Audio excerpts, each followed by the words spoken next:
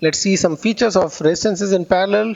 They'll come quite handy when you are understanding circuits, solving them. One I've already emphasized, I'll tell you again. If I've got a bunch of resistances in parallel,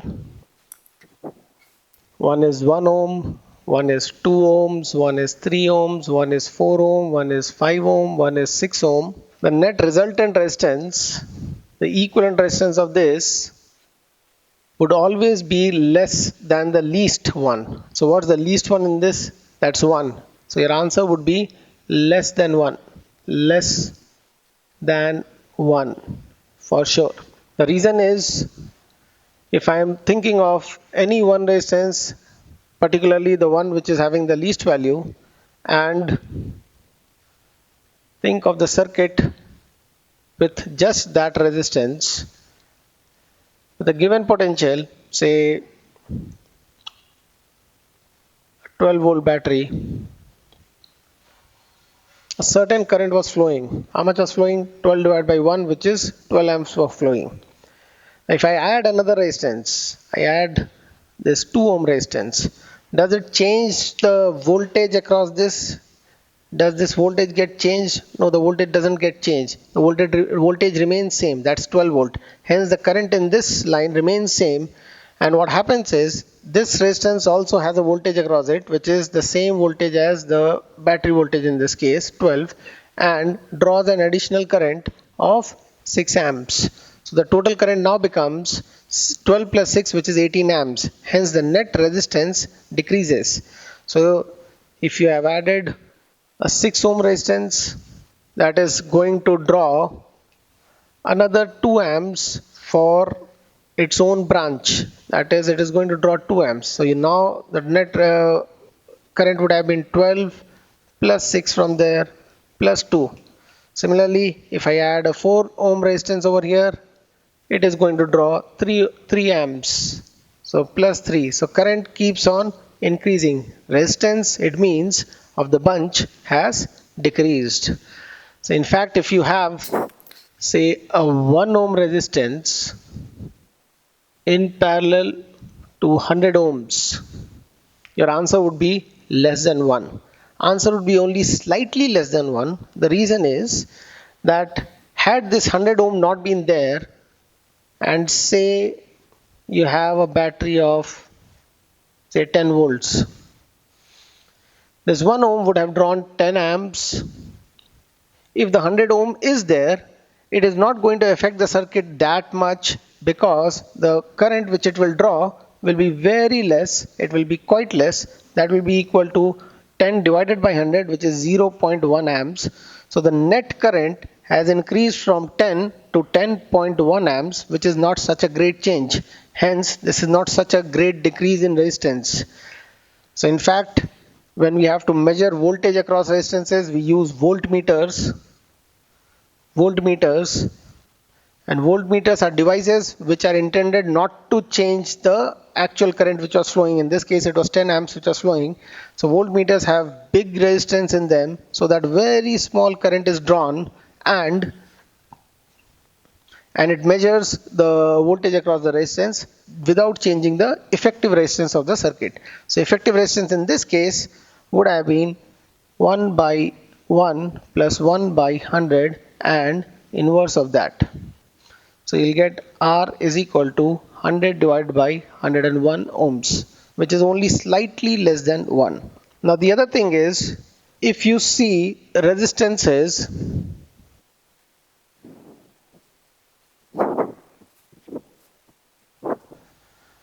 if you see two resistance in parallel, R1 and R2, so instead of doing 1 by R is equal to 1 by R1 plus 1 by R2 and then reversing the answer, at times you forget to reverse, you end up with the wrong answer. So instead of doing this, you can straight away use the formula R1 R2 upon R1 plus R2. That's nothing but you have taken the LCM over here as R1 R2, so you get R2 plus R1 over here, and then you have reversed it. But you can do it directly if you have just two resistances.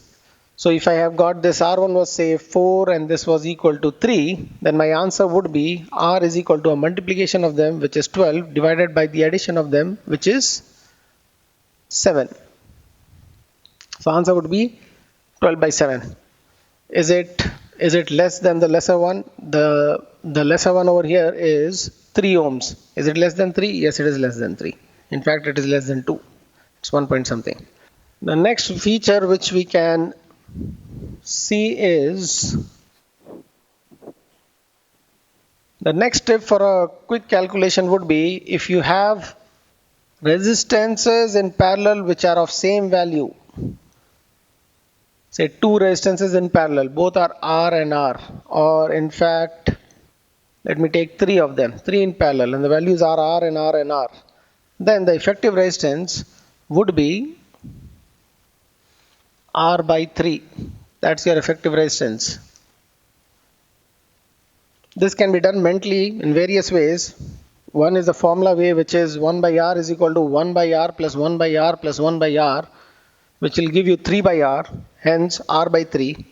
The other thing is, if these two roots were not there and there was just one root, the current drawn would have been, say, I, which is equal to voltage by the resistance. A voltage is not changing across the stack of parallel resistances. The voltage remains same. If I add a resistance, what will happen? The other resistance is going to draw the same current. Because it is the same resistance, it is going to draw the same current, V by R, V by the same R. And this is also going to draw the same current. So what we can see is the current intake has increased from 1 I, it has become 3I. The current has become 3 times. So what we can say is the resistance has become 3 times less. The resistance of the circuit has become 1/3 of what it was. So if you have 6 resistances in parallel, the net resistance will be R by 6. Mostly you get 2 resistances in parallel and it gives you R by 2. So you can apply it over here something like this. So if I have 2 and 2, the answer would be 1. If I have say 4 ohms in parallel to 2 ohms. Now one is I can do R1 by R2 upon R1 plus R2, which will be 4 into 2, 8 divided by 6, which will be 4 by 3. The other thing is imagining this 2 ohm resistance as a parallel set of two resistances of each of value 4 ohms. 4 ohms and 4 ohms in parallel would have given me 2 ohms. So instead of the 2, I can imagine it as 4 ohms plus 4 ohms plus 4 ohms in parallel. 4 and 4 and 4 in parallel, which will give me 4 by 3 as the answer. So at times when you see such combinations like 2 and 1, you know that instead of this 2, you can think of it as 2, 2 and 2, and the answer would be 2 by 3.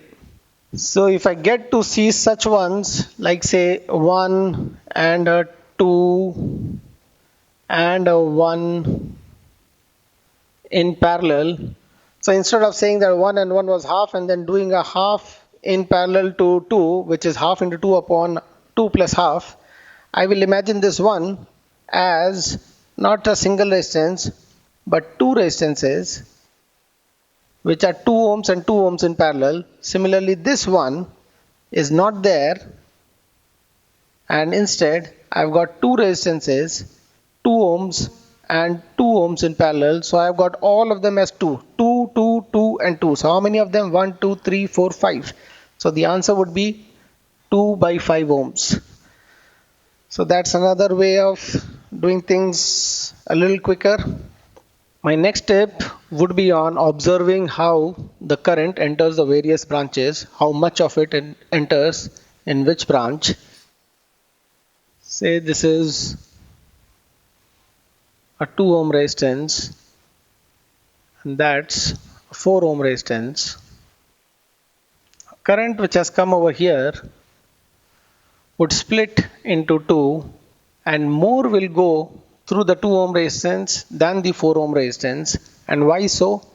Because this is the less resistive path, so it will choose this path, but not all of them will choose. some would still go through 4 because there would be too much rush over here, and we have a other path, which is, imagine everything was going over there, too much of rush, but not all will choose to go through 2. Some will go through 4. So how much will go through 4? Call it as I dash and this one as I. So the basic fundamental is the voltage across the stack of parallel branches is the same. So the voltage is same. We can use the Ohm's law over here to get the voltage across this resistance, which will be I dash into 4, and the voltage across the other one would be I into 2. So both of them will be same. It will be equal to the voltage. So what we get over here is that the current would be in opposite ratio to the resistance.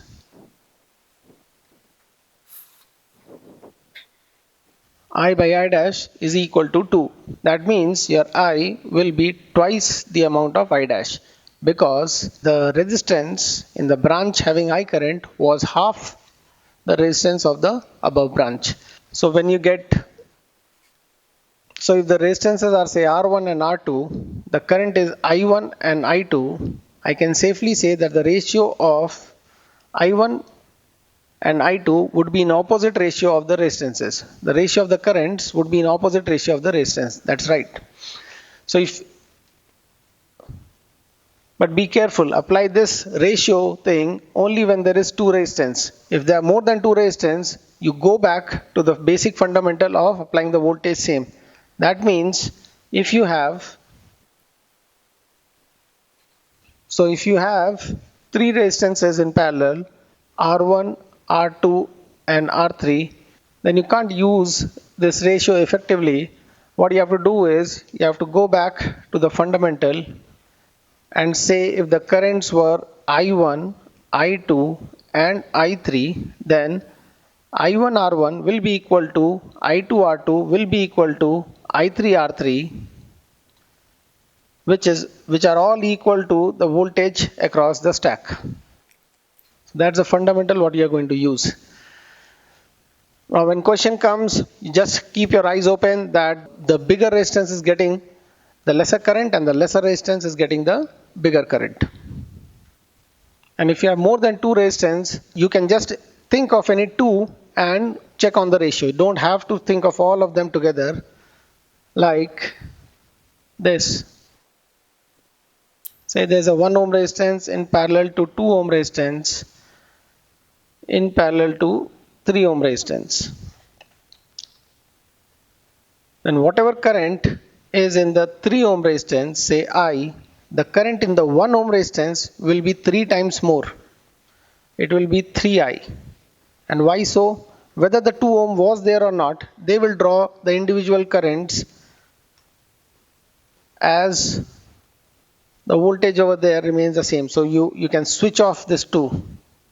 You can just disconnect the 2. You can have a switch over here and just switch it off. Nothing will happen to the currents over there. So what we can say is that the current in 1 will be 3 times the current in 2. Similarly, the current in 1 would be 2 times the current in 2. So they say the current in 2 was I dash. Then the current in 1 is not only 3I, it is twice of I dash. You can compare the current in 3 and 2 also similarly. So let me put it like this. Say the current in 1, we know that the current in 1 would be maximum. Say the current in 1 was 6 times capital I. The current in 3 would be 3 times less than that, which is 2 times capital I.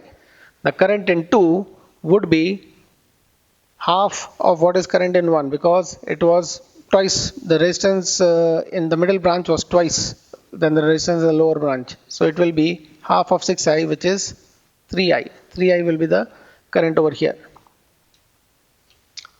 That's it, guys, on resolving circuits. Hope you are ready to solve some really tricky problems.